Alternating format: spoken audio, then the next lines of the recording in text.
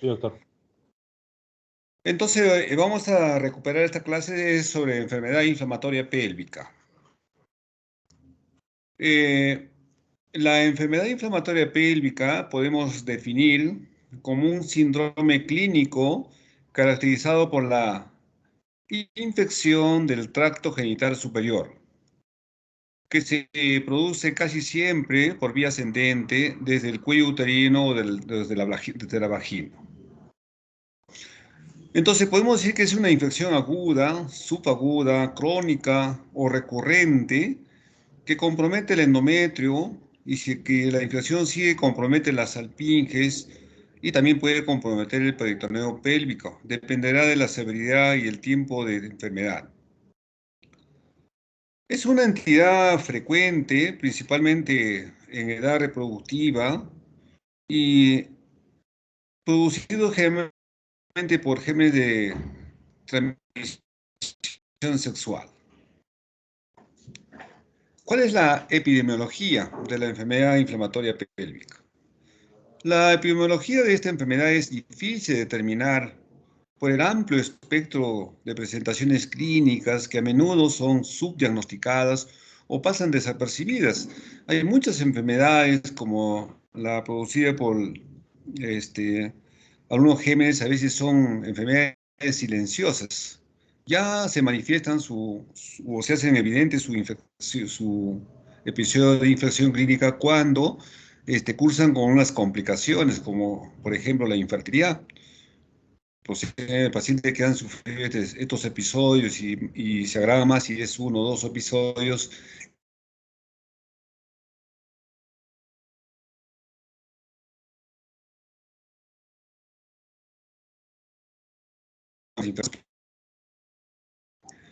La Doctor, incidencia y disculpe, prevalencia de la enfermedad, se está entrecontando, sí, doctor, disculpe. se entrecortó. ¿Ahora sí? Sí, ahora sí, doctor. ¿Hola? ¿Hola? Sí, ahora sí, La doctor. señal, la señal parece que no está tan buena. Decía que la incidencia y prevalencia, como ya hemos dicho, es poco conocida, pues no se trata de una enfermedad de declaración obligatoria. Hay muchas enfermedades que deben declararse, este, algunas enfermedades de transmisión sexual que requieren un seguimiento o un tratamiento a la pareja o a la familia o al entorno donde vive, pero a veces muchas de esas no se hace la declaración. Y además, en muchas ocasiones no se diagnostica con exactitud mediante signos y síntomas clínicos. Hay muchos entonces, algunos cuadros no se hace el diagnóstico adecuado y temprano y a veces pasan desapercibidos, por esto que no hay una buena información.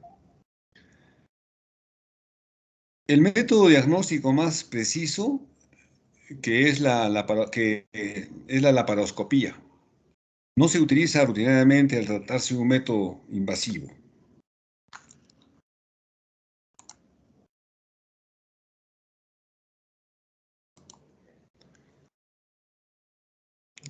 En la enfermedad inflamatoria pélvica, los microorganismos ascienden a través de la vagina y el cuello uterino hasta el endometrio, hasta las trompas uterinas y estructuras adyacentes, como les había dicho inicialmente.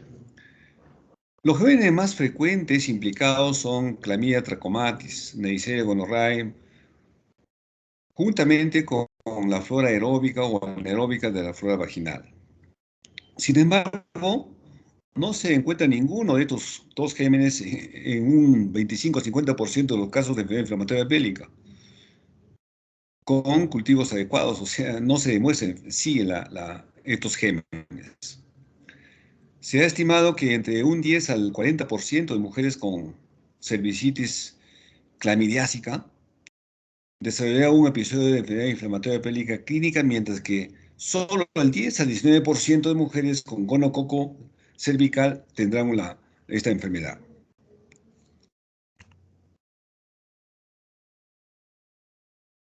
Asimismo, debo decir que un gran número de especies, incluyendo los aerobios como la Gardnerella, Gardnerella vaginalis, Mycoplasma, Ureoplasma y bacterias anaeróbicas, Se han aislado en el tracto genital superior de mujeres con enfermedad inflamatoria pélvica, pero su papel como patógenos en la enfermedad inflamatoria pélvica no está totalmente establecido.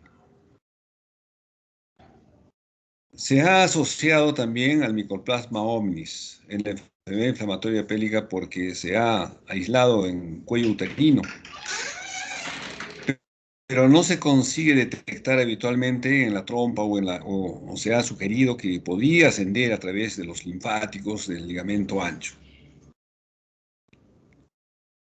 Algunos gérmenes endógenos que se encuentran en la vagina, como el Actinomyces, el Campylobacter, el Clostridio, están implicados muy raramente en la enfermedad inflamatoria pélvica. El absceso tubovárico es típicamente polimicrobiano, con un progresivo paso de gérmenes facultativos a bacterias anaeróbicas, a medida que progresa la enfermedad. Siempre debe tener en cuenta que al menos el 20 al 30% de pacientes con enfermedad inflamatoria pélvica clínica y cambios tubarios inflamatorios en la laparoscopía no muestran crecimiento bacteriano alguno en los cultivos.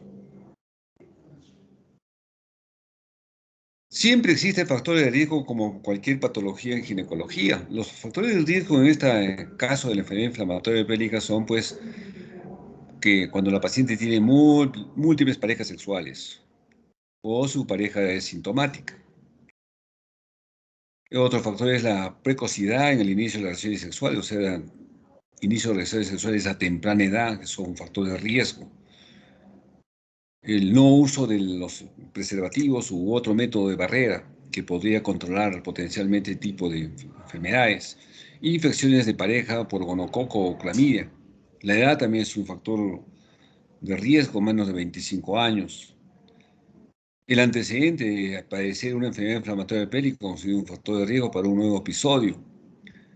El dispositivo intrauterino. Ojo que solo está en periodo de riesgo a las 3 semanas post-inserción inmediata. Los pacientes que ya tienen 1 año, 2 años, no es un factor de riesgo evidente, pero sí en el momento de la inserción podría ser que podía llevarse genes en el momento de la inserción. Por eso que se considera como factor de riesgo las 3 semanas siguientes a la inserción. ¿Cuál es la clínica? La condición clínica más frecuente de la enfermedad inflamatoria pélvica es que una paciente presenta dolor pélvico y una escasa afectación del estado general. Hay pacientes que tienen un leve dolor y no le hacen caso a esta enfermedad. A veces dependerá también de la gravedad de la enfermedad. Solo un pequeño porcentaje de pacientes presentan formas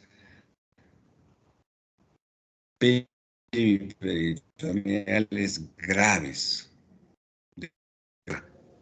La infección del tracto genital inferior que precede al cuadro clínico puede pasar inadvertido o causar solo ligeras molestias genitourinarias, ya que las cervicitis suelen ser asintomáticas o producir alguna barrera. Y la clínica entonces son fundamentalmente acá el dolor pélvico, la leucorrea, la fiebre y el sangrado. La aparición del dolor pélvico es el primer síntoma indicativo de infección ascendente y suele localizarse en el abdomen inferior. El paciente viene, señala, me duele en el bajo vientre. Solamente este puede referir a algunos pacientes. De instauración subaguda, persistente y poco intenso. Dependerá también de la gravedad del caso. La infección por Clamidia trachomatis suele ser más indolente. Es una enfermedad que no da molestias, clínicamente menos florida que la gonococia, pero con mayor grado de lesión residual tubaria. Es una enfermedad silente, es como el cáncer de ovario. El cáncer de ovario también es una enfermedad silente, no da ninguna manifestación a la paciente. Ya se manifiesta este cáncer cuando está pues todo diseminado. Qué mala suerte para la paciente, ¿no? Eso es parecido a esta infección por Clamidia trachomatis. Tiene la infección la paciente, no tiene ninguna molestia, pero viene ya después de un tiempo por problemas de obstrucción tubaria, secuela de esta infección. La leucorrea es otro síntoma que tienen que tener presente. Se presenta aproximadamente en la mitad de los casos, a menudo presidiendo a la clínica de la enfermedad inflamatoria pélvica aguda. Como primera manifestación de una cervicitis y la dispareunia puede aparecer dentro de este contexto que acabamos de mencionar. Otro dato clínico es, clínicamente existe fiebre, pero no en todos los casos, en el 50% de los casos. A menudo en forma de febrículas que se incrementa conforme pasa el tiempo, a veces después de un coito o a través de una exploración ginecológica, siendo más frecuente en las formas graves. Y otra manifestación clínica tiene que tener presente es el sangrado. El sangrado es irregular, aparece asimismo con mayor frecuencia en los casos de infección por clamidia. Ante la aparición de nuevo de estas metrorragias en una mujer joven sexualmente activa, no usuaria de anticoncepción hormonal, debemos descartar o sospechar en la infección genital, en una endometritis. Especialmente si coexiste con otros síntomas indolentes genitourinarios, como urgencia miccional, por ejemplo. Una complicación de esta enfermedad es la perihepatitis, conocido como síndrome de Fick-Curtis. A propósito, viene en el examen una pregunta de esto, así que traten de memorizar todo esto. La perihepatitis asociada a la enfermedad inflamatoria pélvica fue descrita en el año 1920 por Stockholm y consiste en la presencia de dolor agudo en hipocondrio derecho asociado a salpingitis. Normalmente los signos y síntomas de la enfermedad van precedidos por el inicio de la enfermedad inflamatoria pélvica, pero también pueden presentarse antes de lo que los signos de infección genital sean aparentes. Por ello, el diagnóstico diferencial con la colistitis aguda o la pleuritis en este sector pueden ser difícil. Por otro lado, debo decir, clínicamente se producen adherencias en cuerda de violín. Ahorita les voy a mostrar unas imágenes características para que nunca se olviden. Entre la superficie hepática y la pared abdominal y bases diafragmáticas, cuyo diagnóstico puede hacerse durante la laparoscopía. Por ello se recomienda la visualización de toda la cavidad abdominal en caso de una enfermedad inflamatoria pélvica. Nosotros a veces entramos como para diagnóstico en un cuadro de dolor pélvico crónico o agudo y encontramos estos hallazgos ya que nos hacen el diagnóstico. Aunque inicialmente se asoció este síndrome a las infecciones gonocócicas, en estos momentos existe evidencia de que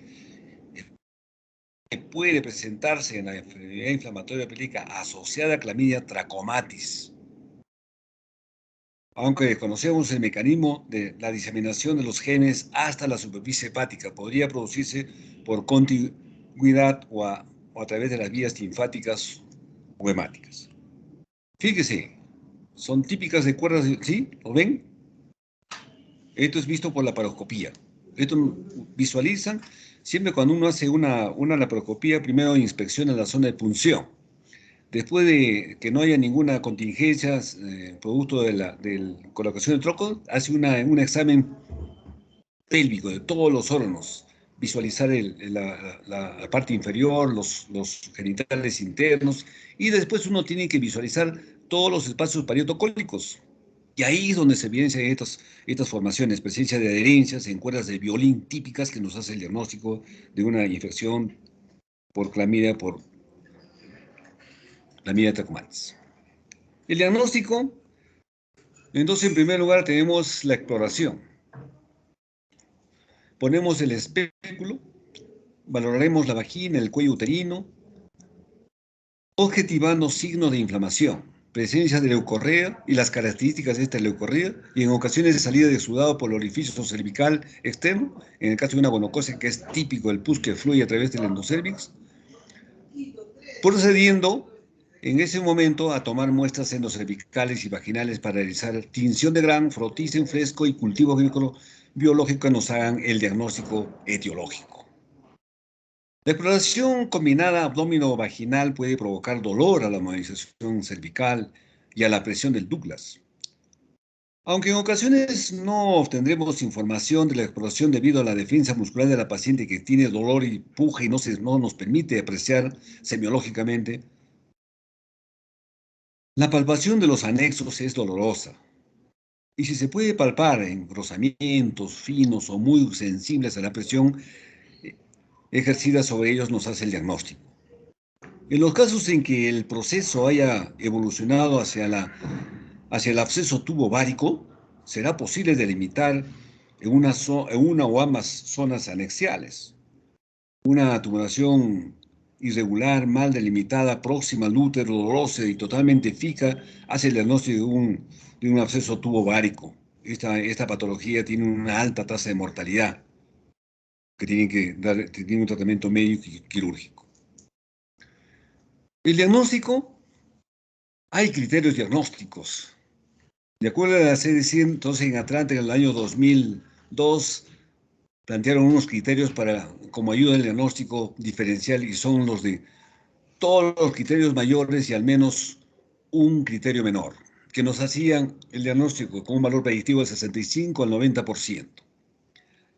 Los criterios mayores o los criterios mínimos debemos encontrar para hacer el diagnóstico fundamentalmente son dos: dolor uterino o anexial y dolor a la movilización del cervix. Antiguamente se consideraba el dolor abdominal inferior, mal localizado. Pero consideramos ahora dos criterios mayores: el dolor uterino o anexial y el dolor a la movilización del cuello. Entonces hacemos un tacto iodenal, movilizamos el cuello y despierta un dolor exquisito en uno de los anexos y nos hace el diagnóstico como criterio mínimo para catalogar una enfermedad inflamatoria pélvica. Entre los criterios tradicionales para que aumente la especificidad o menores, que muchos autores lo denominan, pues está la leucorrea normal vaginal o cervical, fiebre superior a 38 grados, la analítica alterada, o sea, la velocidad de sedimentación, PCR aumentado, hay leucocitosis con desviación a la izquierda, cosas que son sino que van a hacer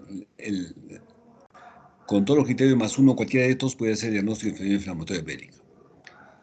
Igual podemos evidenciar en el laboratorio analizar el gonorrea o clamidia trachomatis en el endocervix, igualmente se puede hacer el diagnóstico. Por la paroscopía podemos clasificar a la enfermedad inflamatoria pélvica en leve, moderada y severa. Ojo también que hay una pregunta examen.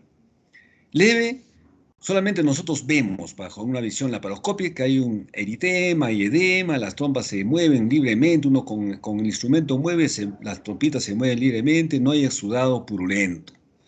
Pero en la enfermedad inflamatoria pélvica moderada también hay eritema, también hay edema, pero hay adherencias marcadas, hay un material purulento evidente, no hay movimiento libre de las trompas, no es como en el lado leve que se moviliza. La fimbria puede no ser evidente. Y severo, pues hay presencia de pío salping o absceso tubal. La clasificación, entonces, el estadio clínico, igual puede ser clasificado en un estadio 1 cuando hay salpingitis aguda sin peritonitis. En un estadio 2 cuando hay salpingitis aguda con peritonitis. Fácil diferencial. Estadio 3, salpingitis con formaciones de masa tubo-ovárica. Estadio 3A, salpingitis con formaciones de plastoma anexial. Estadio 3B, salpingitis con absceso tubo-ovárico no roto. Ya pues el grave, estadio 4, ruptura del absceso tubo-ovárico, que tiene una alta tasa de mortalidad. Acá vemos el útero, las trompas congestivas y acá un aumento de volumen de las dos trompas. Como salchicha estamos viendo. La ecografía es importante. La ecografía transvaginal es una exploración fundamental en pacientes que consultan por dolor pélvico agudo. Paciente que viene con dolor, a veces lo examinamos, no encontramos absolutamente nada, todo está normal, nos va a ayudar mucho la ecografía.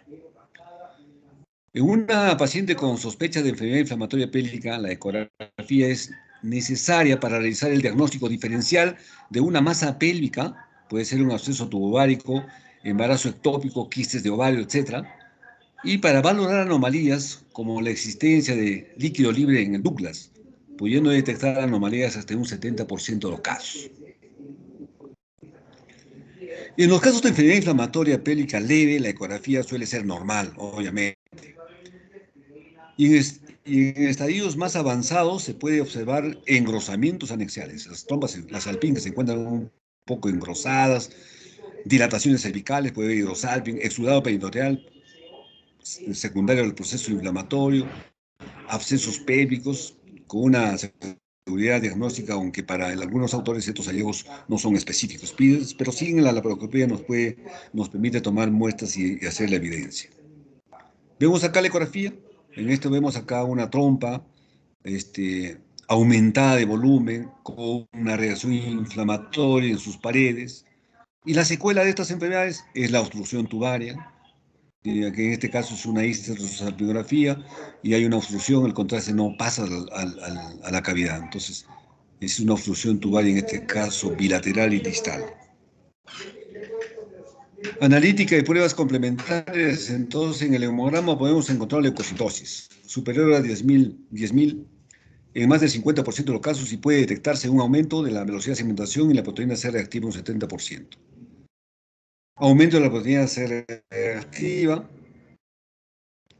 puede además ser de utilidad para valorar el grado de severidad de la enfermedad. En el frotis vaginal, la presencia de leucocitos no tiene valor diagnóstico, pero su ausencia es un dato importante, ya que un frotis vaginal con flora normal nos excluye con alta posibilidad un cuadro de enfermedad inflamatoria pélvica de inicio reciente. El homocultivo, en caso de sospecha de sepsis, cultivo de endocervicales, vaginales, el test de generación, también todos tenemos que hacer un despistaje de una gestación si es que hay sospecha de amenorrea o alguna otra situación.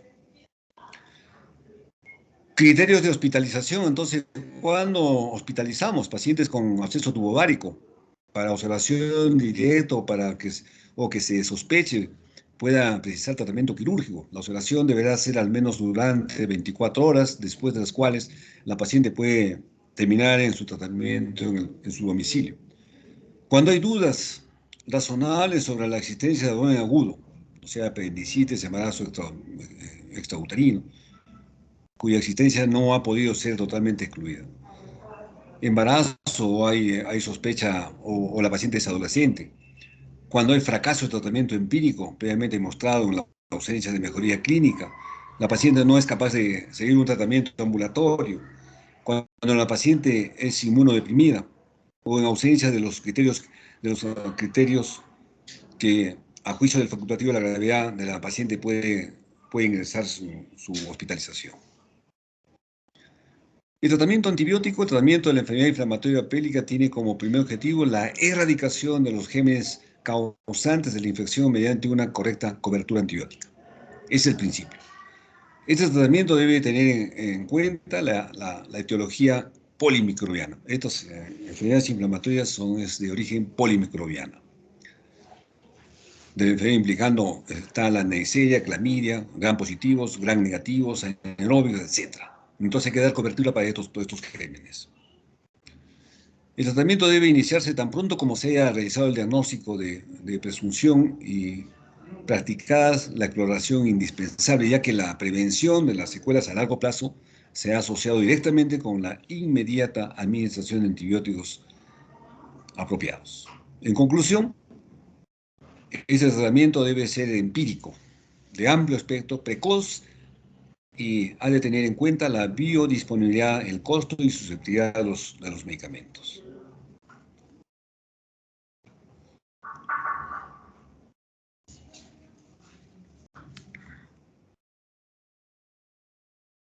Pero también puede haber un tratamiento ambulatorio. La paciente debería permanecer en reposo y ser valorada nuevamente a las 48-72 horas al inicio del tratamiento. Administramos ceftriaxona 250 miligramos intramuscular, dosis única, doxiciclina 100 miligramos cada 12 horas vía oral.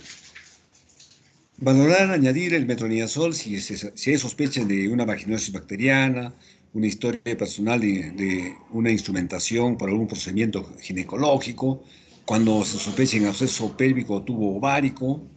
En todas esas situaciones hay que aumentar el metronidazol por los genes anaerobios. El tratamiento hospitalario de primera elección es con cefocitina, 2 gramos endovenoso cada 6. Doxiciclina 100 miligramos cada 12 vía oral. Mantener la pauta hasta 24 a 48 horas de la mejoría clínica. Pasar posteriormente a la vía oral 15 días. Tratamiento hospitalario. De segunda elección tenemos, en el caso de que la paciente tenga alergia a la penicilina, podemos iniciar con clindamicina, 900 miligramos endovenoso cada 8 horas. Gentamicina, 2 miligramos por kilo de peso, con dosis de carga y de ataque. Esto equivale, si una paciente pesa 80 kilos, por ejemplo, la dosis más recomendada será 240 miligramos cada 24 horas. O de 80 miligramos cada 3 veces al día, cada 8 horas. Si no hay mejoría, si no mejora, añadir ampicilina 2 gramos endovenoso cada 6 horas. En caso de que la paciente no sea alérgica a la penicilina. Mantener la pauta hasta 24 a 48 horas de la mejoría clínica. Pasar posteriormente a la vía oral, clindamicina 450 cada 8 comprimidos hasta completar 2 semanas de tratamiento. En los casos de duda diagnóstica se realiza la laparoscopía inicialmente y al confirmarse la enfermedad inflamatoria pélvica realizaremos los procedimientos referidos. No olvidar si se puede tomar muestras para cultivo o estudios. Cuando se efectúe el tratamiento antibiótico inicial y se produzca fallo del tratamiento después de las 48 a 72 horas, recomendamos endoscopía quirúrgica. El fallo de tratamiento médico se define como persistencia de la fiebre, persistencia de la leucocitosis, aumento del tamaño del absceso tubo ovárico y sospecha de rotura del absceso. Según Strip, entonces se produce un fallo de respuesta al tratamiento del microbiano en el 30 al 40% de los abscesos tubáricos. Esto generalmente es quirúrgico. Cuando hay un absceso, tiene que hacerse tratamiento quirúrgico. Secuelas, puede haber secuelas, pues. Principalmente las secuelas de una enfermedad inflamatoria pélvica es, pues, el compromiso de la fertilidad. Hay un grupo de pacientes que quedan con un dolor pélvico crónico. Puede haber hidrosalping, colección de líquido que también requiere un tratamiento quirúrgico. La menometrorragia, el embarazo ectópico secuela a las alteraciones de la estructura de las salpinges, el absceso tubovárico. La enfermedad inflamatoria pélvica, entonces, requiere pues una prevención. Para hacer la prevención tenemos que conocer los factores de riesgo para que no desarrolle la enfermedad. Si ya tenemos la enfermedad pélvica inflamatoria, tenemos la sospecha, debemos hacer un diagnóstico temprano para evitar las secuelas.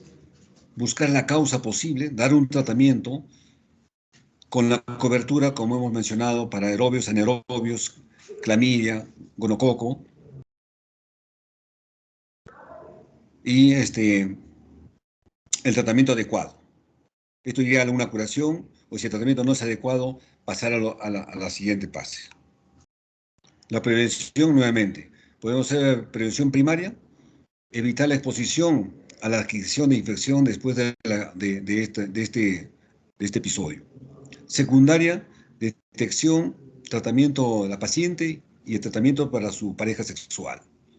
La terciaria, la prevención terciaria es la disfunción o obstrucción. Cuando ya se dio la enfermedad, quedan las secuelas. De esta manera tenemos que hacer un tratamiento de recuperación para conservar la fertilidad.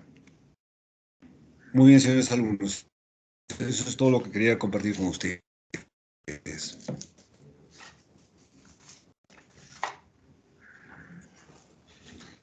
¿Alguna pregunta?